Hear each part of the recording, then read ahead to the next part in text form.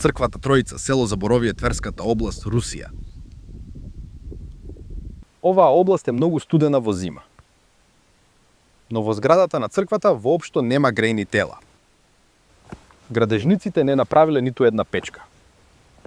Во зима луѓето во овој храм ќе умираат од студ. Во православието има многу долги црковни ритуали.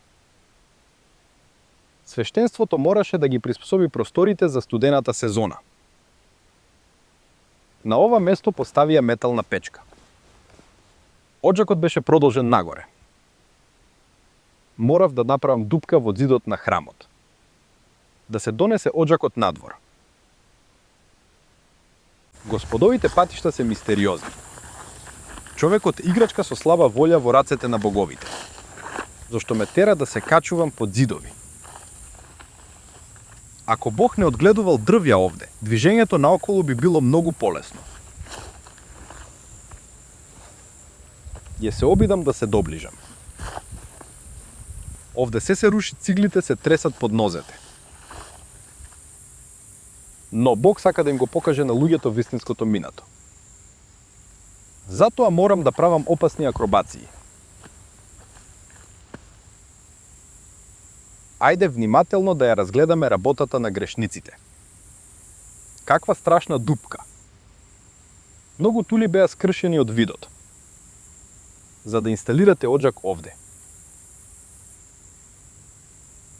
Очигледно, оваа страшна дупка не била планирана од архитектот. Дупката мораше да се пробие по климатските промени.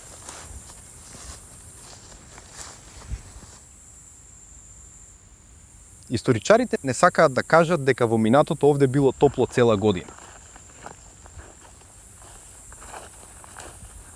Треба внимателно да се вратам назад.